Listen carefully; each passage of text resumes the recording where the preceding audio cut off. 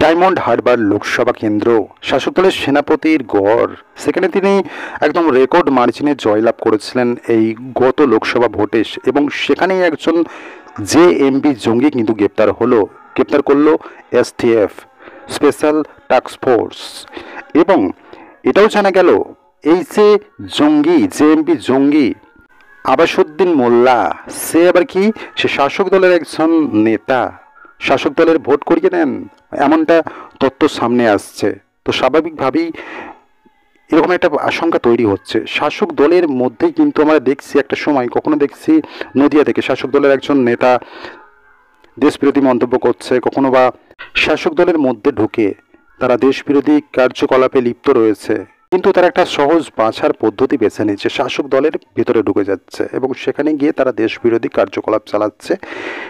আমরা জানি নলহাটি থেকে কিন্তু দুজন জঙ্গি গ্রেপ্তার হয়েছিল এবং তাদের হাত থেকেই এই তথ্যটা পায় এসটিএফ। তারপরেই এই ডায়মন্ড হারবারের আবাসুদ্দিনকে গ্রেপ্তার করেছে এসটিএফ।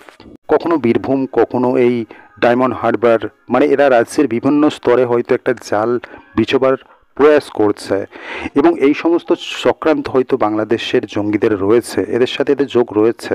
এবং কার্যত বাংলাদেশের যেরকম পরিস্থিতি, যেদিকে সেখানকার রাজনৈতিক অবস্থা, অস্থিতিশীলতা, সামাজিক অস্থিতিশীলতা যে সমস্ত পর্যায়ে পৌঁছাচ্ছে, কার্যত সেখানে যারা বিচ্ছিন্নতাবাদী রয়েছে তারা চাইবে ভারতকে অশান্ত করার, যেহেতু এই বাংলা একদম বাংলাদেশ লাগোয়া।